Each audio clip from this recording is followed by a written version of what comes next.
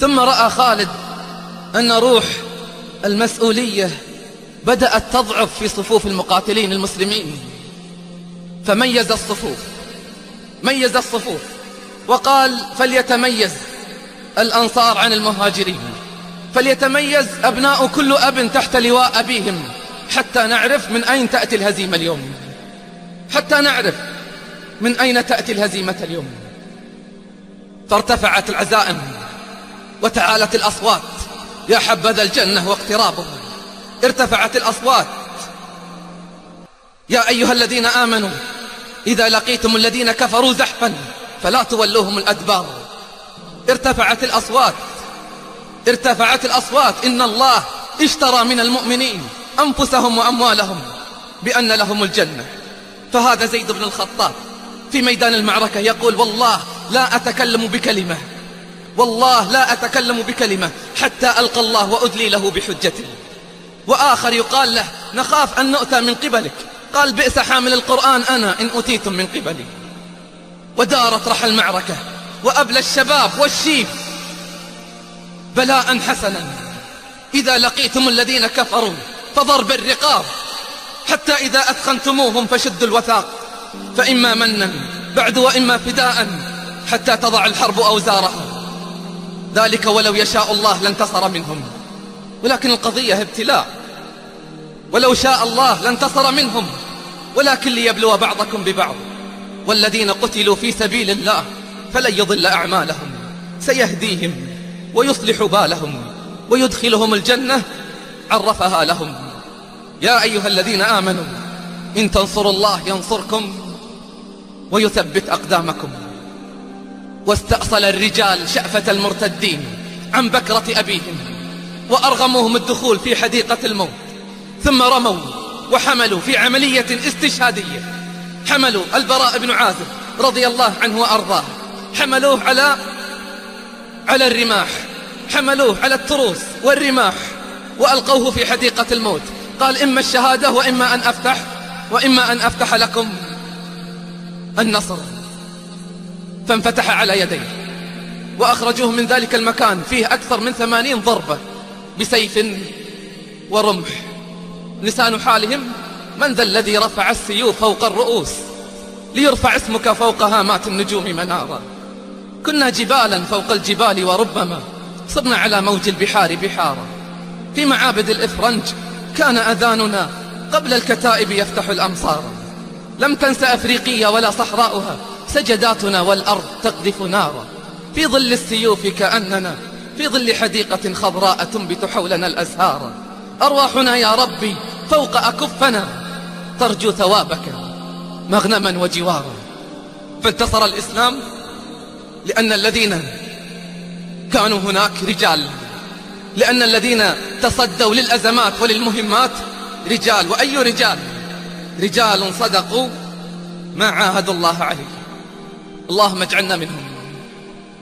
ثم بدأت فلول الروم وفارس، بدأت ترسل سهامها على الدولة المسلمة، بدأت تنفش ريشها على تلك الدولة الفتية.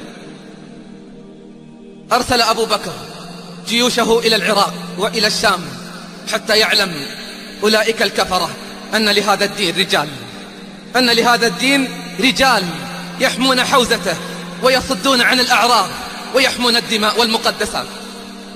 فخاض خالد المعارك في العراق، خاض أكثر من 15 معركة لم يهزم في واحدة، ابتداء من ذات السلاسل وانتهاء بالفراط في أعلى العراق. كان قبل أن يغزوهم كان يرسل لهم رسائل، يرسل إلى ملوكهم ورؤسائهم وسلاطينهم رسائل سطورها كلها عزة وإيمان، لا تخاذل ولا هوان ولا تنازلات. كان يكتب لهم: من صلى صلاتنا، استقبل قبلتنا، أكل ذبيحتنا، فله ما لنا وعليه ما علينا، وإلا وضع تحت إلا خطوط، وإلا فإني قد جئتكم برجال يحبون الموت كما تحبون أنتم الحياة، ويرغبون في الآخرة كما ترغبون أنتم في الدنيا. هذا هو الفرق بيننا وبينهم، هذا هو الفرق بيننا وبينهم. أما قال النبي صلى الله عليه وسلم حين قال: عن تكالب الأعداء علينا، تتداعى عليكم الأمم كما تتداعى الأكلة على قصعتها.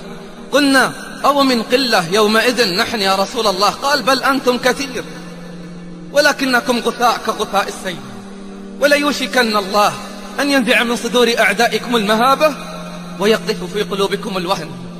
قالوا وما الوهن؟ قال حب الدنيا وكراهية الموت.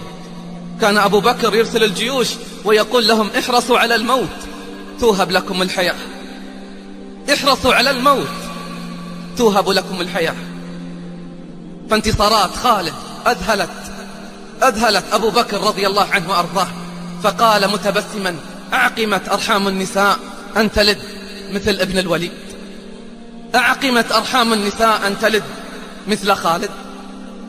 ثم أرسله إلى الشام حيث بدأت الروم تجمع فلولها، فقال أبو بكر ليس لها إلا خالد، والله لأنسين الروم وساوس الشيطان بخالد بن الوليد، والله لأنسين الروم وساوس الشيطان بخالد بن الوليد. فقطع المسافة بين العراق والشام في مدة قصيرة لم يقطعها قبله إنس ولا جان، صار من طريق لم يسرها قبله إنس ولا جان. في أيام معدودة كان في أرض المعركة، جمع الجيوش ووحد الصفوف ونزع حب الإمارة من قلوبهم. قال الإمارة بيننا وبينكم، كل يوم نولي علينا أمير. المقصد ليس الإمارة، المقصد هو أن نكون جنود لله جل في علاه. ما كانوا ينظرون إلى الدنيا بميزان، كانوا ينظرون إلى ميزان الآخرة، كانوا ينظرون إلى ميزان الآخرة. فوحد الصفوف وذكرهم بالله وقال هذا يوم من أيام الله، فأخلصوا عملكم وجهادكم لله، إن تهزموهم لا تقوم لهم قائمة بعد اليوم.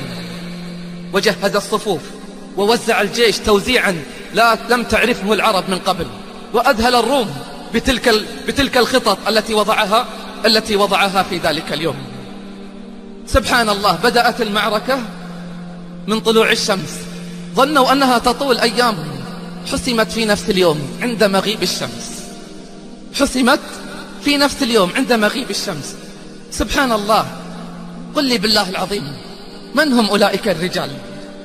قل لي بالله العظيم كيف كان ليلهم وكيف كان نهارهم؟ أما الليل عباد ليل إذا جن الظلام بهم، كم عابد دمعه على الخد أجراه. أما النهار أسد غاب إذا نادى الجهاد بهم، خرجوا للموت يستجدون رؤياه. فيا رب ابعث لنا من مثلهم نفرا يعيد لنا مجدا تليدا قد أضعناه. لما رأى هامان شراسة الرجال واستعدادهم للقتال قال اجمعوني مع خالد علنا نحقن الدماء في هذا اليوم. فالتقى فرس خالد بفرس هامان، قال يا خالد هل لكم من أمر أعرضه عليكم نحقن فيه الدماء؟ قال وما هو؟